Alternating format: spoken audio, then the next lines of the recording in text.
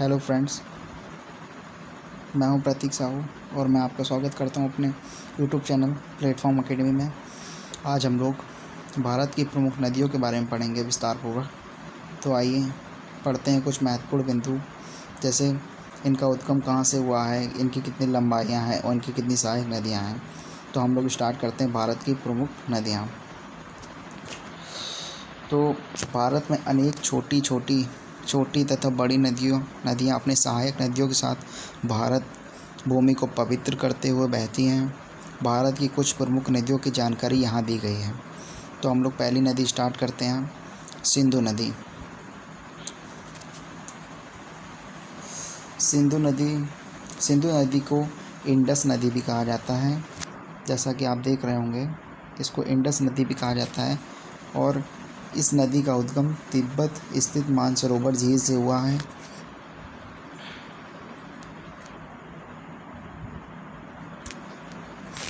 इस नदी का उद्गम स्थल तिब्बत स्थित मानसरोवर झील से हुआ है। सिंधु नदी तिब्बत, भारत तथा पाकिस्तान में बहते हुए अरब सागर में मिल जाती है। सिंधु नदी कहाँ से निकलती है? सिंधु नदी का उद्गम स्थल मानसरोवर झील से होता है और इसको इंडस नदी भी कहा जाता है। और यह नदी तिब्बत और भारत तथा पाकिस्तान में बहते हुए अरब सागर में मिल जाती है। और सिंधु नदी की कुल लंबाई 2880 किलोमीटर है। ये कुछ महत्वपूर्ण लाइन में ड्रॉ कर रहा हूँ, इसको आप पढ़ लीजिएगा। यह भारत में 992 किलोमीटर की दूरी तय करती है। और सिंधु नदी की प्रमुख सहायक नदियाँ होती हैं झेलम, चेनाब, रावी, ब्यास एवं सतलुज नदियाँ। चलिए एक बार फिर से रिपीट करते हैं, मेरे साथ साथ रिपीट करिए आप लोग कि सिंधु नदी को एक अन्य नाम से भी जाना जाता है, जिसको इंडस नदी भी कहा जाता है। और इस नदी का उद्गम तिब्बत स्थित मानसरोवर झील के पास से होता है।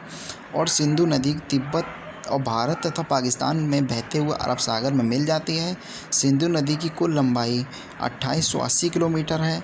और इसका जो अधिकतम भाग हैगा वो पाकिस्तान में सबसे ज़्यादा किलोमीटर बहती है और भारत में केवल ये 992 किलोमीटर बहती है। और सिंधु नदी की कुछ प्रमुख नदियां हैं, जैसे झेलम, चेनाब, रावी, ब्यास एवं सतलज नदी। तो आप इतना तैयार कर लीजिए, इसमें से ज़रूर क्वेश्चन आप लोगों के फंस जाएंगे। नेक्स्ट क्वेश्चन हम लोग बढ़ते हैं, जो सिंधु नदी की एक सहायक नदी है, उसके बारे में हम लोग पढ़ेंगे, जो है झेलम नदी। तो झेलम नदी का उद्गम कश्मीर घाटी की शेषनाग झील से हुआ है। शेषनाग झील के निकट बैरनाग नामक स्थान से हुआ है। और यह बुलर झील में मिलने के बाद यह पाकिस्तान में प्रवेश करती है। कहाँ पे प्रवेश करती है? पाकिस्तान में प्रवेश करती है तथा चेनाब नदी में मिल जाती है।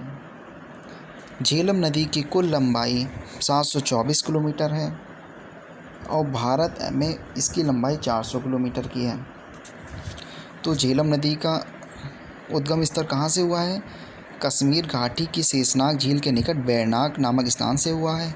और ये बुलर झील में मिलने के बाद यह पाकिस्तान में प्रवेश करती है और चेनाब नदी में मिल जाती है।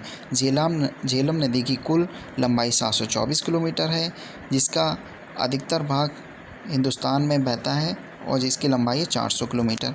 चलिए नेक्स्ट बढ़ते हैं, जल्दी ख़त्म करना है। नेक्स्ट है ब्यास नदी। इस नदी का उद्गम हिमालय के रोहतांग दर्रे के समीप ब्यास कुंड से हुआ है। इस नदी का उद्गम स्थल कहाँ से हुआ है? हिमालय के रोहतांग दर्रे के समीप ब्यास कुंड से हुआ है। और इसकी कुल लंबाई कितनी है? 470 किलोमीटर है। और ये कहाँ पे? पंजाब में सतलज नदी में मिल जाती है। चलिए नेक्स्ट पढ़ते हैं, चेनाब नदी। ये छोटी छोटी नदियाँ हैं, इनके बारे में पढ़ लेते हैं हम लोग। चेनाब नदी हिमाचल प्रदेश के लाहौल के बारालाचा दर्रे से निकलती है। यह पीर पंजार के समीप समानांतर बहते हुए किश्तवाड़ के निकट पीर पंजाल गहरा गार्ज बनाती है। भारत में चेनाब नदी की कुल लंबाई 1180 किलोमीटर है। यह पाकिस्तान में जाके सतलज नदी में मिल जाती है। जैसे अभी ऊपर वाली नदी मिली थी, जैसे अभी ब्यास नदी मिली थी, वैसे ही चेनाब नदी मिल जाती है। नेक्स्ट है रावी नदी। तो रावी नदी हिमाचल प्रदेश के रोहतांग दर्रे से निकलती है। ये भी रोहतांग दर्रे से निकलती है और पाकिस्तान के मुल्तान के समीप चेनाब नदी में मिल जाती है। और इस नदी की लंबाई होती है 724 किलोमीटर, 724 किलोमीटर होती है। चलिए नेक्स्ट पढ़ते हैं सतलज नदी। सतलज नदी का उद्गम तिब्बत स्थित मानसरोवर झील के निकट राक्षस ताल से हुआ है। यह नदी अपने उद्गम स्थल से 1500 किलोमीटर दूरी तय करती है। पाकिस्तान में चेनाब नदी में मिल जाती है। भारत में सतलज नदी की लंबाई कितनी है? तो 1050 किलोमीटर है। और इसी सतलज नदी पे एक बहुत बड़ा बांध बना हुआ है, प्रसिद्ध है भांगड़ नागल बांध, सतलज नदी पर भी बना है। नेक्स्ट है गंगा नदी, हम लोगों की पवित्र गंगा नदी। चलिए आज इसके बारे में पढ़ते हैं। गंगा नदी का उद्गम इस उत्तराखंड के गोमुख हिमनद के निकट गंगोत्री ग्लेशियर से होता है और वास्तव में अलकनंदा तथा भागीरथी अलकनंदा और प्लस भागीरथी मिलके देवप्रयाग में किसका निर्माण करती हैं? गंगा नदी कहलाती हैं।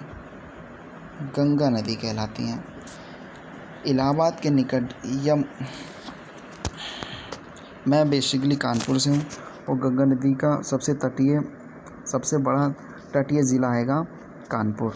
तो इलाहाबाद, यह कानपुर होते हुए इलाहाबाद के निकट का गंगा यमुना नदी मिल जाती है और इसे संगम या प्रयाग कहा जाता है। अब तो इलाहाबाद का नाम बदल के प्रयागराज कर दिया गया है। और गंगा नदी दक्षिण पूर्व की ओर बहते हुए बांग्लादेश में प्रवेश करती है, जहां इसे पद्मा कहा जाता है।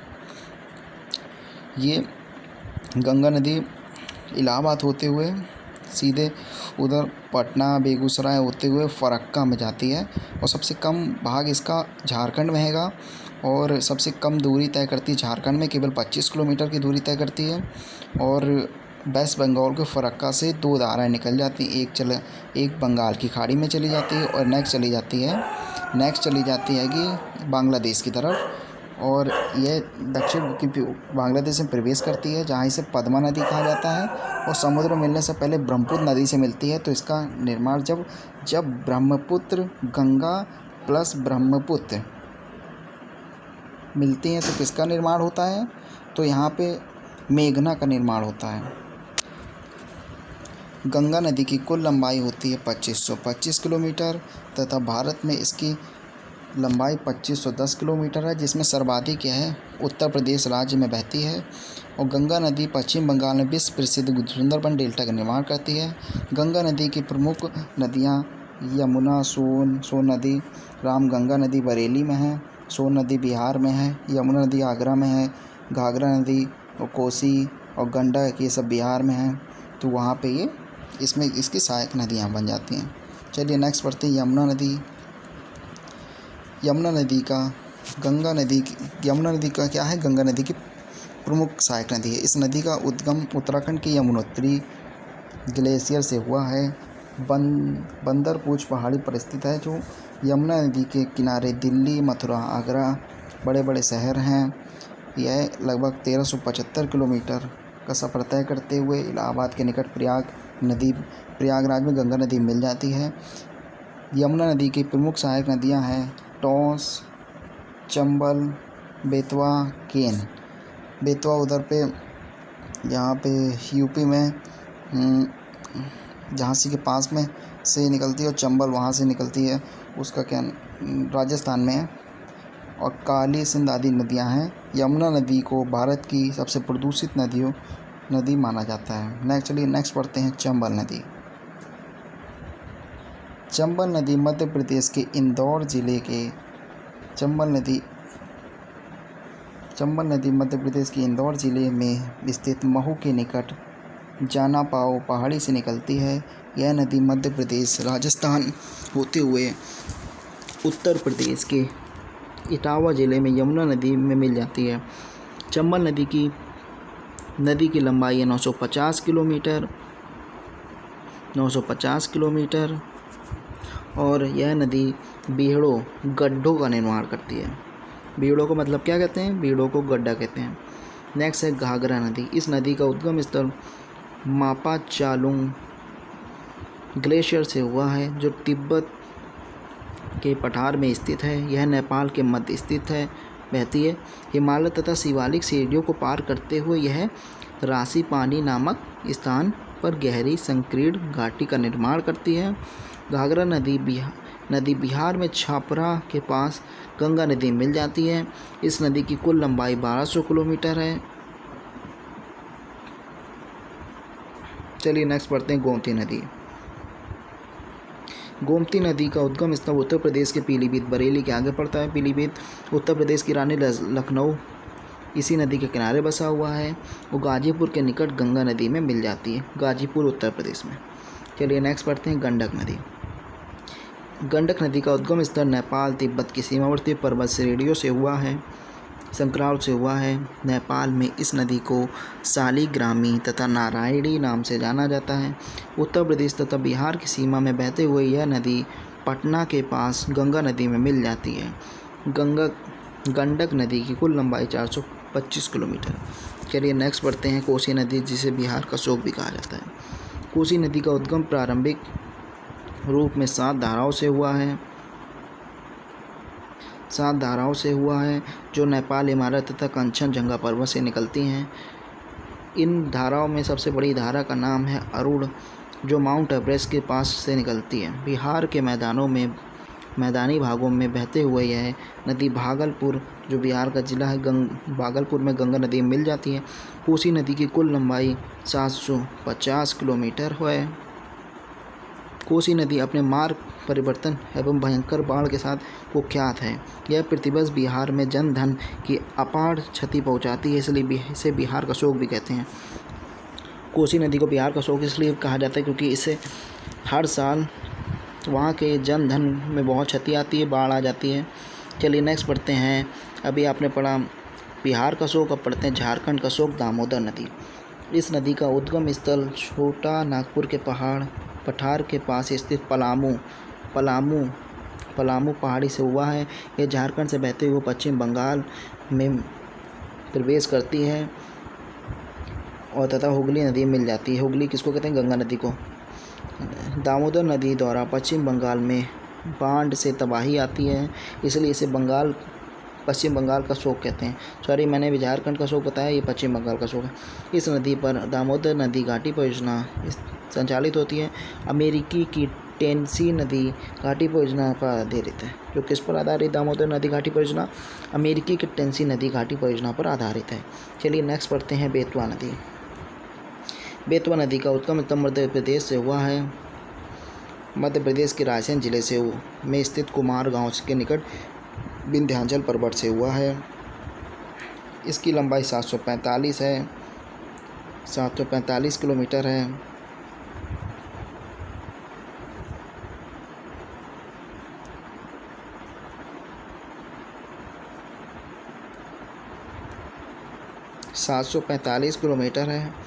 तथा यह उत्तर प्रदेश के ज़िले हमीरपुर में यमुना नदी से मिल जाती है। इस नदी पर माटा टीला एवं राजघाट बांध निर्मित है। नेक्स्ट पढ़ते हैं सोन नदी। सोन नदी का उद्गम स्थल मध्य प्रदेश से अमरकंटक की पहाड़ियों से हुआ है। यह मध्य प्रदेश के रीवा एवं सीधी जिलों से बहती हुई उत्तर प्रदेश में प्रवेश करती है। उत्तर प्रदेश में प्रवेश करते तथा पटना के समीप गंगा नदी मिल जाती है। सोन नदी की लंबाई 775 किलोमीटर है। इस नदी पर बाढ़ सागर परियोजना, रिहंद परियोजना अवस्थित है। सोन नदी में सबसे बड़ा पुल हैगा ट्रेन का, वो डेहरी और सोन के आगे पड़ता है। चलिए नेक्स्ट पढ़ते हैं ब्रह्मा जी की नदी। ब्रह्मपुत्र नदी का उद्गम स्थल तिब्बत स्थित मानसरोवर झील से हुआ है। इस नदी का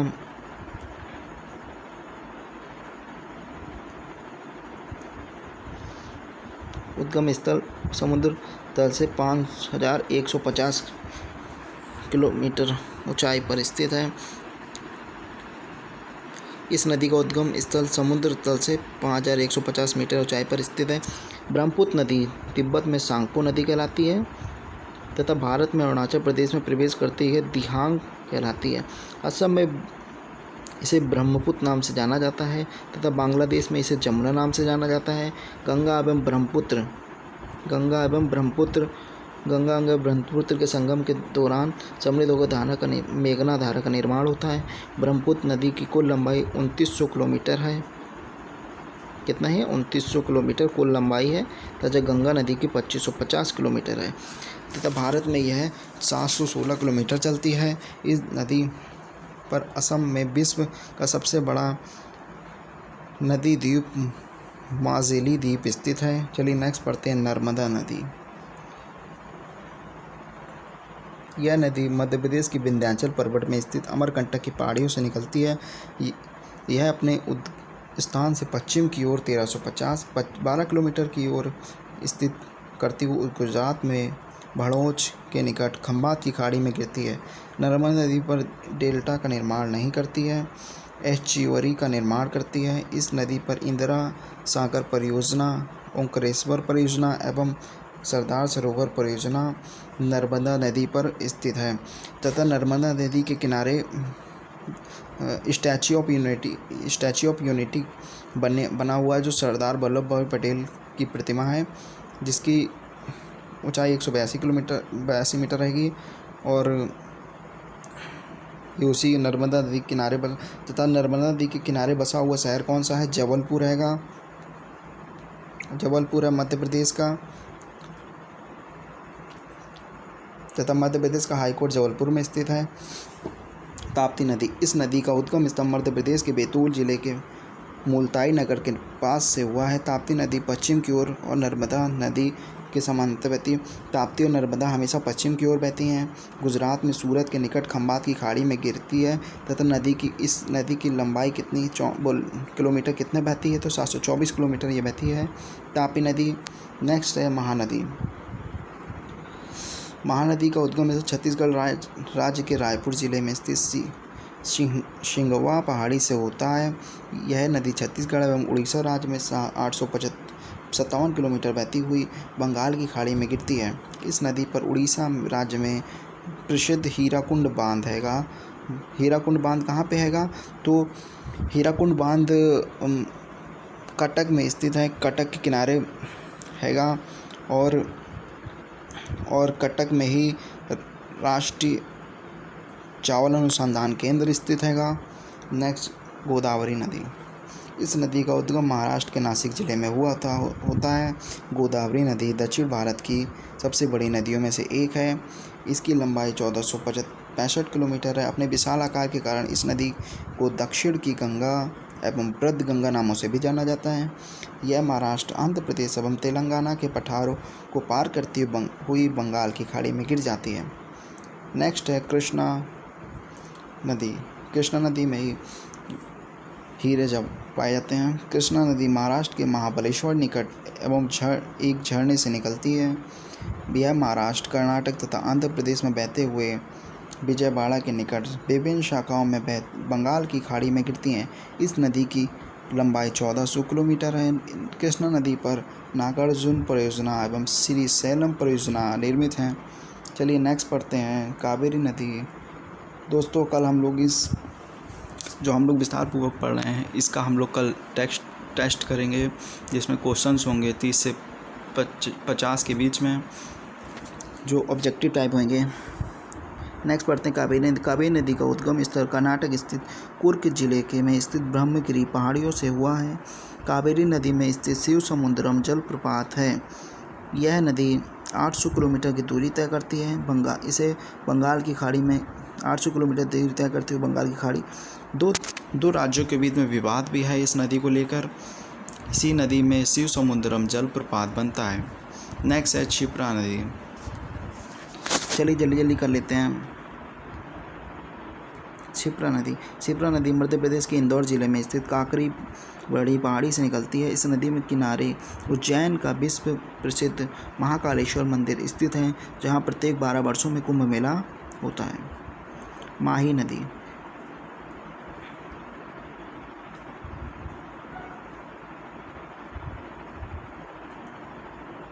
इस नदी का उद्गम अरावली पर्वत श्रृंखला से होता है। यह गुजरात में खंबात की खाड़ी में गिरती है। यह नदी कर्क रेखा को 2 बार काटती है। माही नदी। नेक्स्ट है साबरमती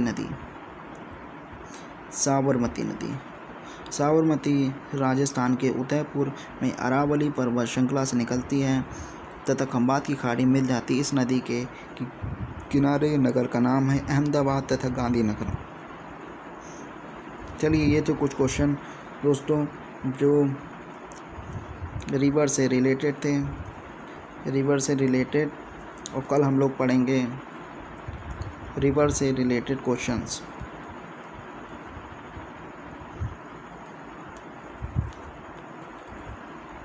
तो बने रहिए हमारे चैनल के साथ।